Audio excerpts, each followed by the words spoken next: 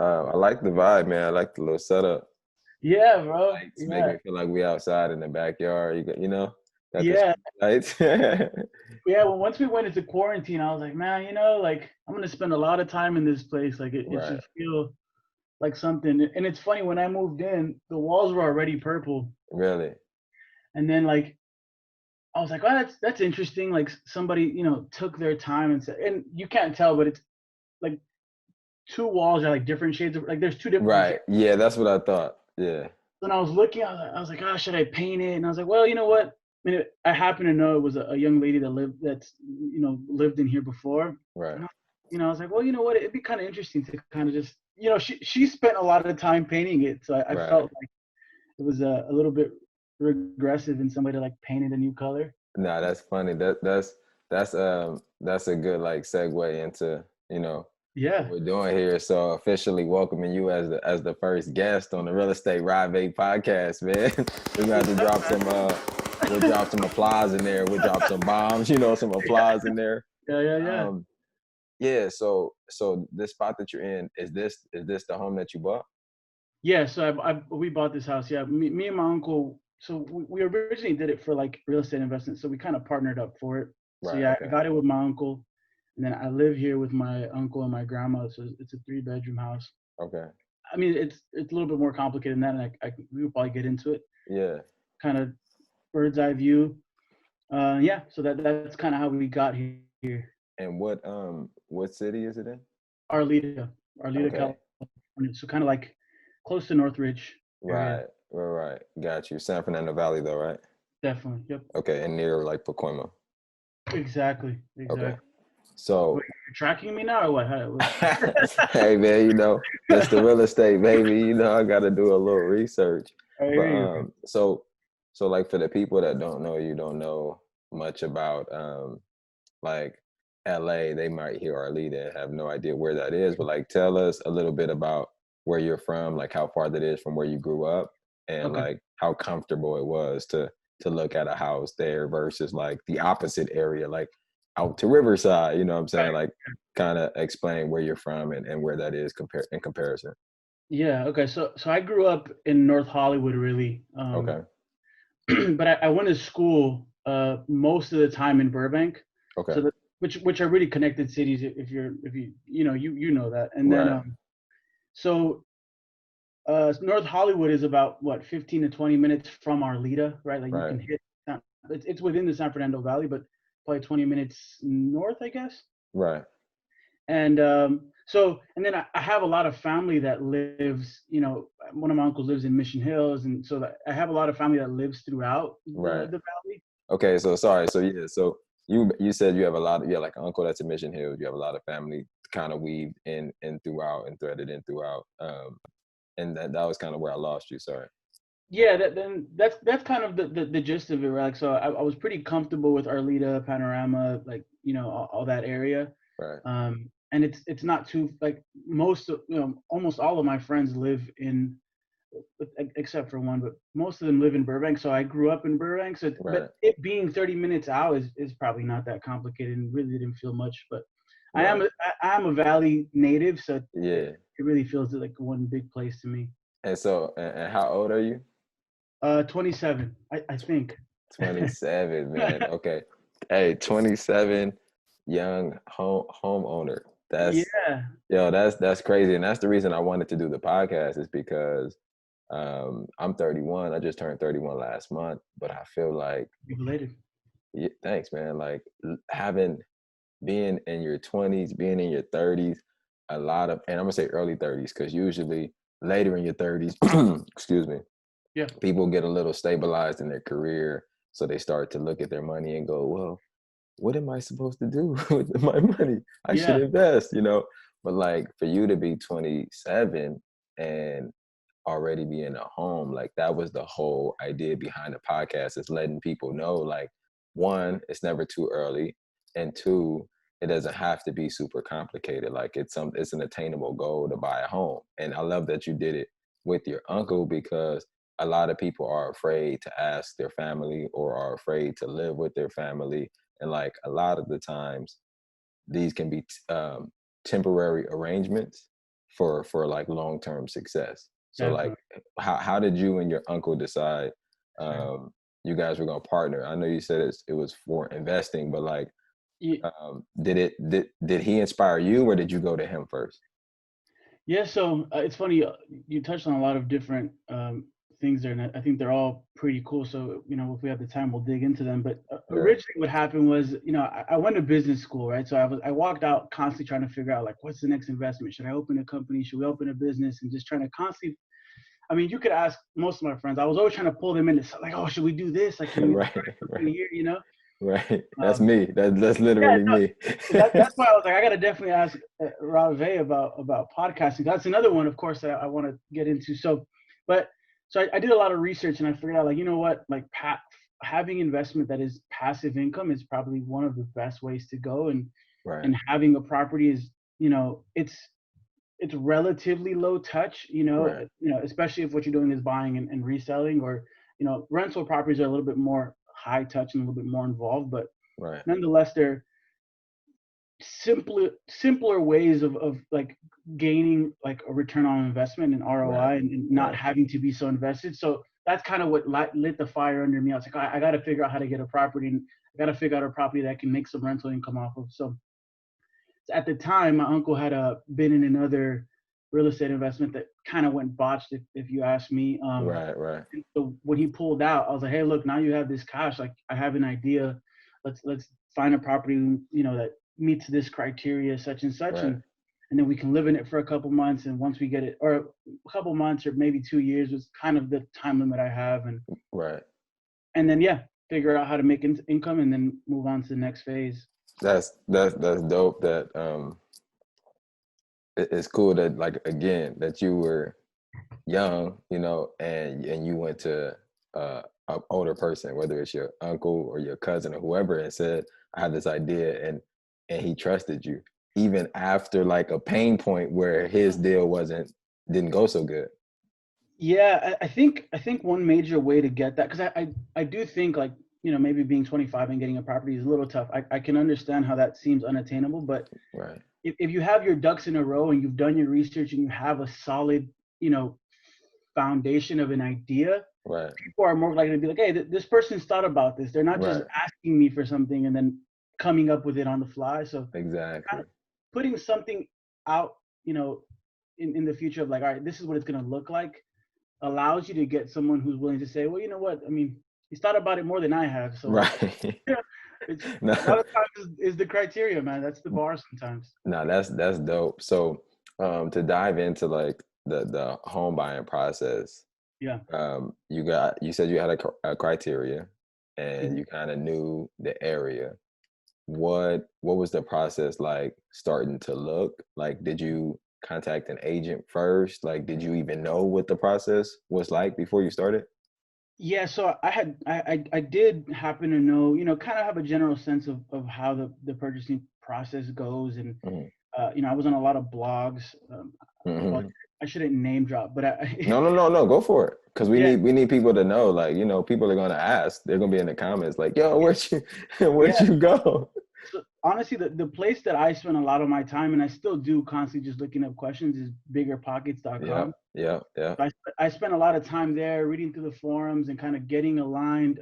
I even connected with some people and just asked questions and figure out, like, okay, like, what's a good criteria? In California is tough. I mean, things are just super expensive here. So Yep. it, it wasn't so much about, like, how much money can we not pay for something. It was more like, can we pay a price that makes sense, Right, but for a property in which there's potential to expand it, or to, like, rent out a room or convert the garage, and all that. So that right, was kind of the criteria, like, where is there going to be a return on investment that's not just 30 years from now, but instead, right. like, a way to make some kind of income, or at least minimize my pain, my Your rent. expenses. Yeah. Okay.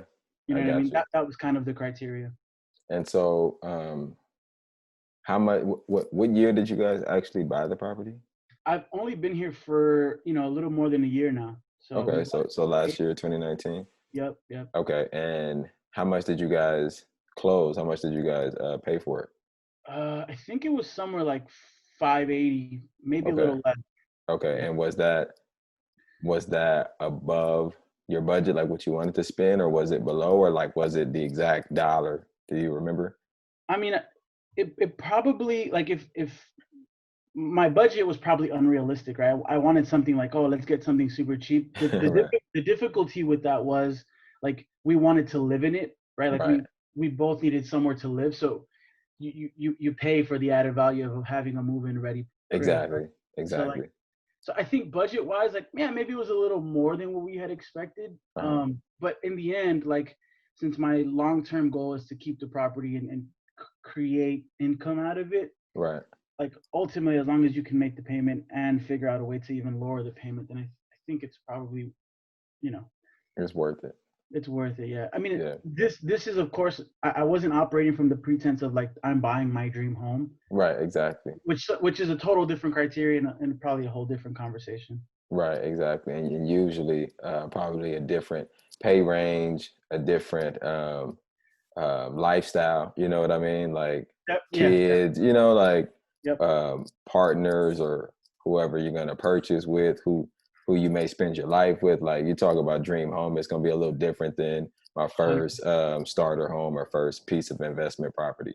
So no, 100. that's dope. Did you guys start looking with an agent when you found the property, or did you find it and the agent, the listing agent represent you guys? Like how did you start looking?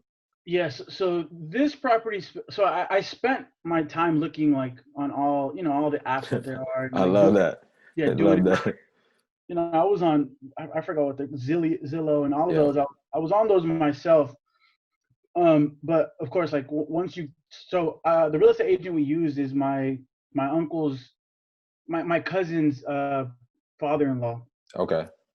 So, like, it was, we were able to get kind of like a little extra hand holding. Yeah. Yeah. Um, Which and is so, critical. right, which is critical. And so once you get into the MLS, like, obviously, like, the options really expand and you're able to really look at things. But the initial way we did it was like, hey, I sent him all these Zillow ones, and I said, all right, I want to go see these houses.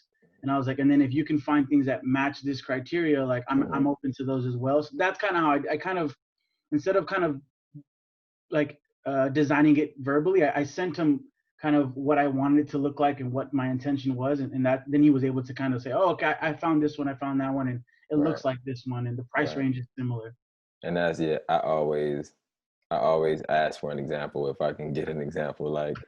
today, I literally was talking to a potential client, and I said, "Have you guys looked at anything?" It's a guy that's buying with his dad, and he said, "I've liked stuff, but my dad didn't like it, and he liked stuff, but I didn't." I said, "Did you guys have anything that you can actually send?" You Yeah. know, like I understand the criteria, but at the same time, if you can show me what you're looking for, then I may be able to find something that you wouldn't express verbally, you know? Yeah, yeah, yeah. And Or so something that's you a good wouldn't come start. across. I think that Exactly. hidden gems is critical, and I think that's really where the real estate agents and having one that does the extra work for you, right? So it's like, give me what you want it to look like, and I'll find something that doesn't Right. show up anywhere else. Right.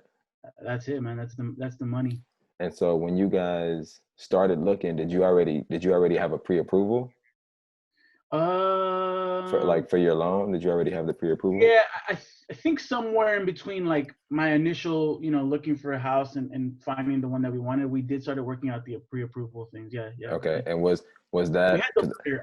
I forget what the term is, but we had like a pre-approval letter. I think right? Exactly. No, that's exactly what it is. The pre-approval letter. Pre-approval letter, because typically you get that letter that allows other agents and sellers to understand that you're qualified. right. And then once you get an accepted offer, then that's when the mortgage officer and the lender, they'll go do the deep dive Right. underwriting and then get you actually approved. So Perfect. Yeah. I feel like the pre-approval process is kind of the most tedious aspect. What do you think, though? 100%, bro. Getting all these financial documents, like, proving that you're a human being who, like, exists somewhere in the world is a pain in the neck. Right, right, right, 100%. Even for refinance, which I'm considering. right, I don't want to, because I have to pull up all these documents, man. right, So right. yeah, pre-approval is the most tedious, 100%. And I was gonna say, your uncle, what does he do for a living? He's like a package delivery. Like, he works for On Track, and Okay, Okay, and did both of you have jobs that were W-2 tax? His is I-9, And or his is like a 1099? yeah, the independent contractor one. Mine was Right. W-2. So Okay, see, and that's funny because we can talk for hours because a lot of people don't realize, and since we're talking about this, I'll mention it. sure. People don't realize the difference in having an employer that pays you um, with the W-2 for your taxes versus you not being an employee and being Mm. self-employed and having like a 1099 as an independent contractor. When you're getting approved with the 1099, it's a Mm-hmm. lot more strenuous and a lot more difficult than if you 100. just have a W-2. So like the fact that you guys did it that way, I'm Yeah. sure that was like tedious. I'm sure that, you guys had to be super like relentless and going through finding all the documents, the Yeah. taxes and receipts. And like that was probably a headache. But the fact that you did it goes to show that you were committed. Yeah, 100%. Yeah, man. I mean, it was a lot of digging, especially because for me, like you said, right, the W-2, I send it in, and there's, you can calculate almost everything from there. But, my uncle was probably slightly a little less organized with all the things that he needed to provide. And so Right. going through all that due diligence and trying to find all the documentation was complicated. But all in all, I mean, again, when you have like your sights set on something, you figure it out, Right. Right. And even though this was like an investment property, would you say, because you said your grandma is there too, right? Yeah, my grandma lives here too. Okay, so was there any like emotional kind of attachment? I feel like there was just because you Yeah. kept the purple room, like, Yeah. was it emotional for you or what?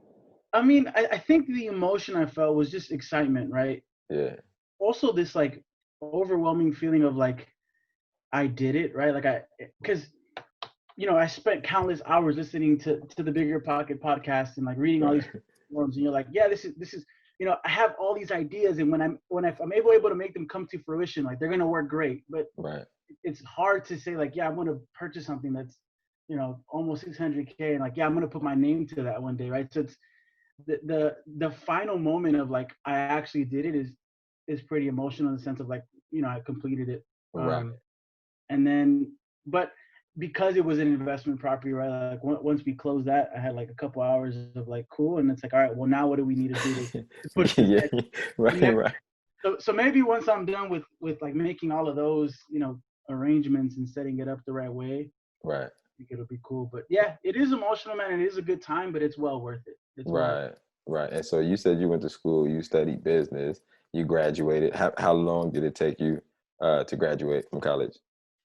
And it took me probably 5 years. So would you say this was like a bigger accomplishment than graduating, or was graduating bigger? Like, I mean, I think it was bigger, yeah, in the sense of like when you graduated, you walked out with debt, right? You didn't walk out with anything. You didn't walk out with money in your pocket. You walk out thinking like, how do I pay this off? So when you that's got a the good property, point. you That's a kind of good you're point. able to say, I spent 5 years doing this, and I learned something that I was able to apply. And now I think it's the actual graduation of like, all right, it was well worth all that. Right. So yeah. That's dope. Okay, so you've been there a little over a year. Yep. You guys bought it to invest. How soon do you think? Because it's just you, your uncle, your grandmother. How Yep. soon do you think you will start to try to rent it out? And like, Yeah. what's that process gonna look like for you? Yeah, so we actually, so that's kind of the complexity of the house. The house was originally a 4 bedroom, 2 bathroom, but the owners before, which is what made this, like what attracted me to this property, is Hmm. that kind of sealed off one of the rooms, and Okay. then they built a new kitchen on this side of the house and left the original kitchen on the other side. So ba- Oh, so basically the house is broken off into a kitchen, bathroom, and a bedroom. okay. So we actually just got that rented. It's like a little single that we have Oh, rented. dope. Yeah. Dope. Okay. And then we're currently finishing off the ADU conversion of the garage, so that'll be done hopefully, January, somewhere around there. Nice. And you guys have a company that's doing that, or are you guys doing that yourselves? Like, Yeah, no, we ended up working with a contractor for the ADU, and I went through a contractor who installed solar panels. Okay. So they were able to kind of also work it out somehow and get it. So it's through the PACE subsidies that were Yeah. enacted. Yeah. So Yeah. I know about the with the solar. Yeah, you can get some good subsidies with that. Um, yeah. so So they, are either of you familiar with like building, or what made you guys kind of comfortable with like taking on the ADU conversion? yes. So luckily, man, I have a buddy who's amazing, and he helped me. He I guess you would call it like an architect, right? And he was Yeah. able to, and he worked for the city, so he was able to like draw the Nice. the actual blueprint and stuff, Plans. Yeah, the plans. That's plan, dope. right? The Okay. plan. Um, and so that right there was like a huge lift, right? And so he came over and he helped us like, yeah, it's possible, and here's how we could possibly do it. And So you said, I did hear like yeah, 65% or something. yeah, I said like I was able to get a buddy who was able to help me with the plans, and I think like and not only help me with the plans but coach me through the process of submitting it to the city and getting it approved. So I Right. was saying I think that's about 65% of the battle there, like getting all the right paperwork and getting the Right. city to say, "Yeah, let's do it." Right. I I think like I used to do construction management. And Hmm. so I'm not gonna say like I'm super well versed in the whole process, but I do have a friend that's a professional engineer. So he went to school for civil engineering. So he basically can stamp those plans, like you said, when you submit them to the city. Yeah, So he's a good resource, but that's important to have, like you said, a good agent. And you have a friend that can build. That's a good resource as well. It makes you feel a lot better about your purchase. You know what I mean? yeah, yeah. I guess I should add color to that. Like, yeah, like I have a guy like a handyman who does it all, and he was one of the people I brought with me and said like, hey, is it Right. possible? Like, does it even like am I knocking on the door here, or am I off and I should just ignore this property? So yeah, Right. definitely getting people's second opinion, for lack of a better word, and making sure like, yeah, what you're thinking is possible, and I think it's a good idea. Getting people's Right. opinions is always helpful.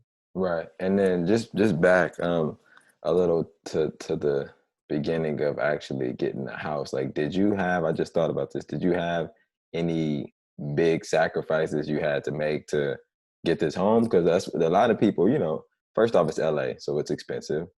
And a Yeah, lot of people are not making a lot of money fresh out of college, a few years out of college. Some people yeah, are indecisive. Like, did you have to sacrifice anything, sell a car, like stop yeah. going out to the bars? Like, what was your sacrifices? Yeah, I mean, definitely like just watching your spending, right? Like, especially if your end goal is to invest into something, right? Like you're trying to, you really want to commit to something. Yeah, you have to limit your spending in some ways. Like, oh, I'm going to do less of this or do less of this, or I'm going to take my lunch to work. I'm going to, Right. you know, Right. I don't think it's like always needs to be eye gouging, but you need to figure out how much you're bringing in, how much you're putting out, and figure out, and then determine how much you need to put up for the house to kind of figure out, how long it's going to take you. uh, Exactly. it also depends on like how fast you want to do it, right? I mean, you can be very nonchalant about it and not Right. sacrifice much and get Right. to it when you get to it, or kind of commit to a date. So, that kind of worked out. It also worked out for me in the sense that like at the time that we were like going to go through the process, I ended up switching jobs. Okay. So I ended up moving to a job that, was paid better. I used to work at an aerospace company, and Okay. then I ended up going to Ring, an Amazon company. So uh, Got it. I got it. It just so happened that I got into like a better financial position, Excuse not me. not by much, but Right. relatively. And so um do you guys have like a retirement plan at Ring? Yeah. So I And have one a retirement plan through Amazon. Yeah. okay. And did you have one before? Yeah. So everywhere I've gone and I've been able to get one, I've always signed up for one and just kind of, try to put it to invest in the best, what's it called? Not Mutual stock, funds? mutual funds, right? Yeah. Yeah, And ETFs. bonds probably. Yeah. Yeah. Yeah, right. So just trying to pick, the best ETFs for my age range, and um, you know, that was kind of how I've done the 401ks.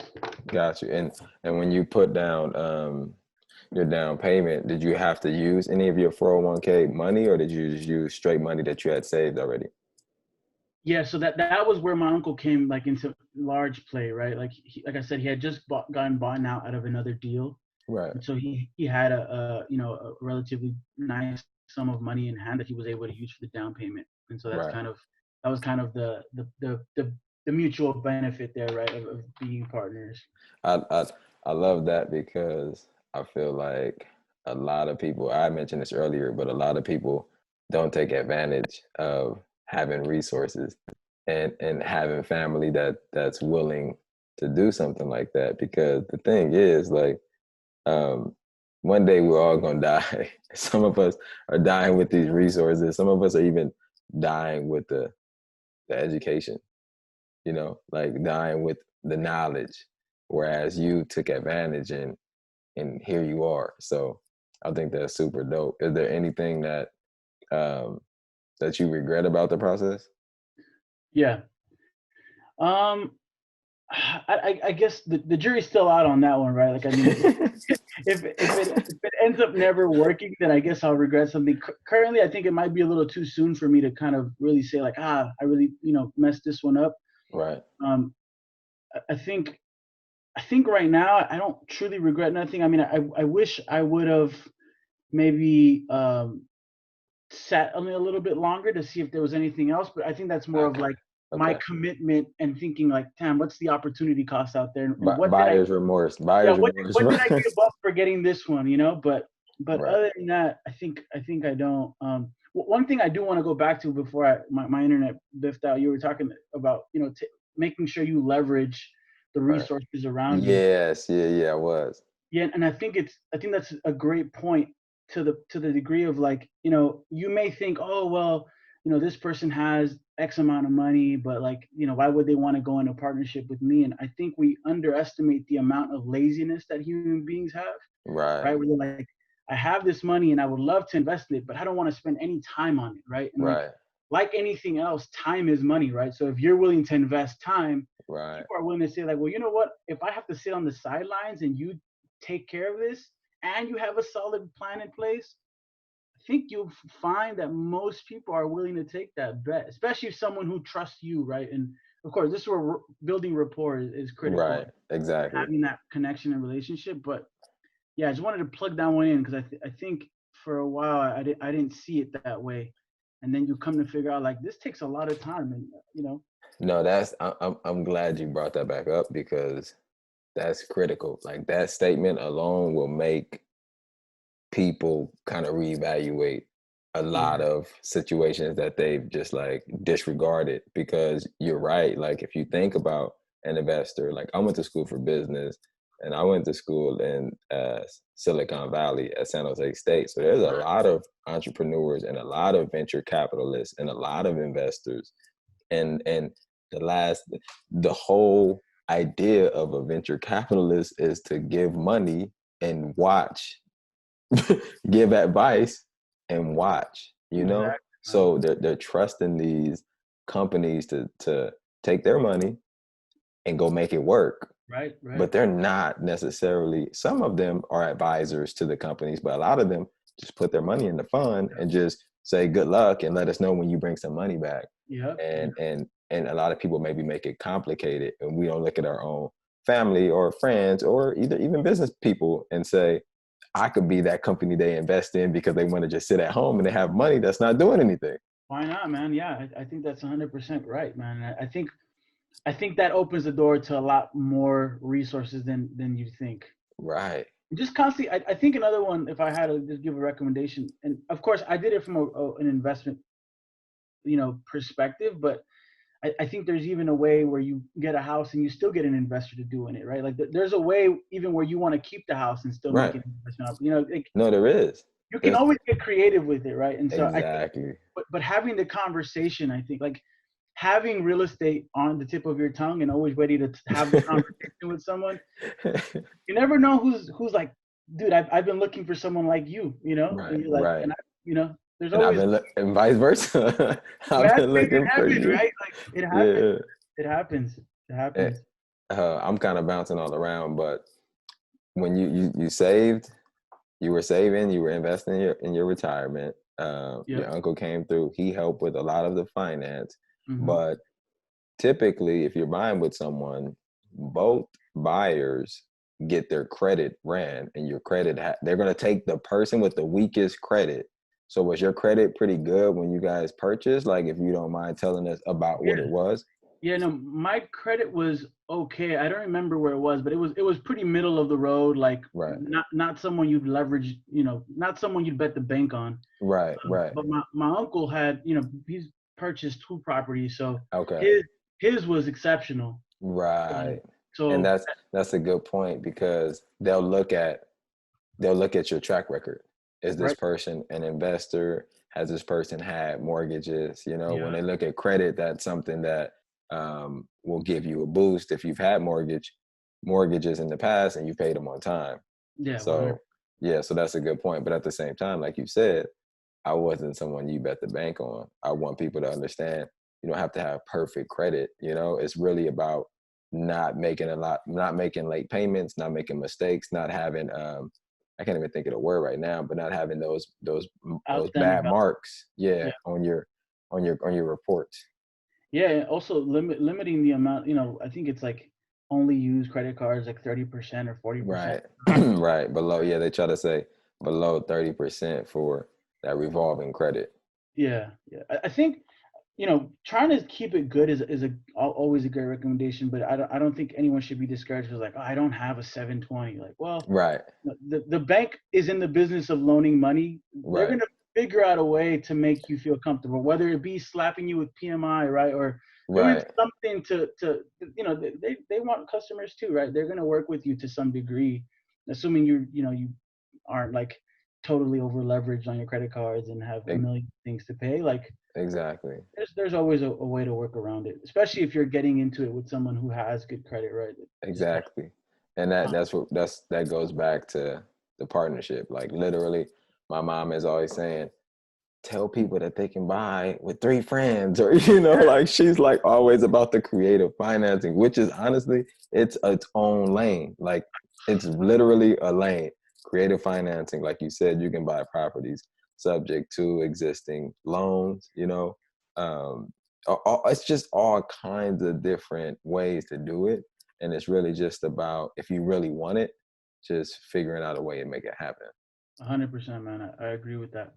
And before we wrap, though, like, um, what are some things, you're probably a different breed, right? You coming on the show first and saying, I really was into it, I wanted to be an investor, maybe a little different than somebody that's like a couple that's married and just wants to buy a starter home, right? They Yeah. may not be as interested. But what are some of the, like, myths or like things you heard about, and even investment property or just real estate in general, that once you went through the process, you were like, ah, man, it's not even that deep? Like, anything come to mind?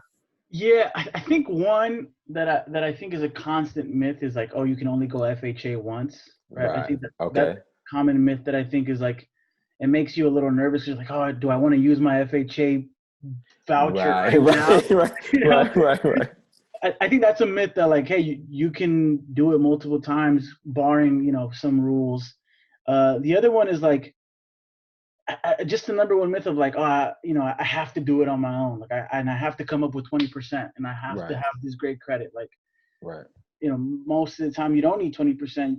With FHA or even conventional loans that just give you PMI for 15. Like, we bought it with 15% down, right, instead of the Okay. 20. Okay. And we could have probably done the 20, but we did it just to keep some cash on hand. Right. So Which is, yeah, which which is is a another. whole nother, yeah, exactly. A whole, that's like investing. That's a whole nother conversation. But I'm glad that you said that. That's honestly like the perfect way Yeah, to wrap. But you don't, like you said, you don't need the 20%. you And a don't, lot of man. people don't know that. That's like literally one of the biggest myths is, Yeah, I need 20%, because they don't understand about the PMI. Like, the private mortgage insurance, it sucks. But at the same time, if you think about why you're buying a home, it's to have a roof over your head, more than likely. Or, even if you're investing, it's like, it's just kind of the cost of doing business is still better than not being able to get in until you have 20%, especially in LA. exactly. That may be 10 years. And not only that, but if you plan it right and you figure out a property that's more than likely going to increase in value, Exactly. refinance Exactly. to get out of it, man. And then it's the price of engagement. One of my buddies who's also a real estate agent, he always told me, like, the hardest part is getting the property. Once you have it, bro, you can figure it out, man. You can figure out Right. how to move things. And I think it's great advice. And Right. hopefully help somebody. All right. Before we wrap, so you said this was a cousin's father-in-law. What was who was the agent? Can you just shout him out? My cousin's father-in-law. And do you have his name? Yeah, his name is Gonzalo. His last name's slipping me right now, but okay. And does he work with like a big company, or is he on his own? Like, I think he works at a real estate agency. Yeah. Okay. I think somewhere in Montecito or maybe further, or Pico Rivera, somewhere out there. Okay, dope. And then your loan person, were they super helpful? Like, do you remember them at all? I don't remember them much. I didn't deal with them much. My real estate agent, he dealt with a lot of them because they were, they've been working together for a while. Got you. Super helpful. Yeah, because it was just something where, like, give me these docs and we'll take care of it from there.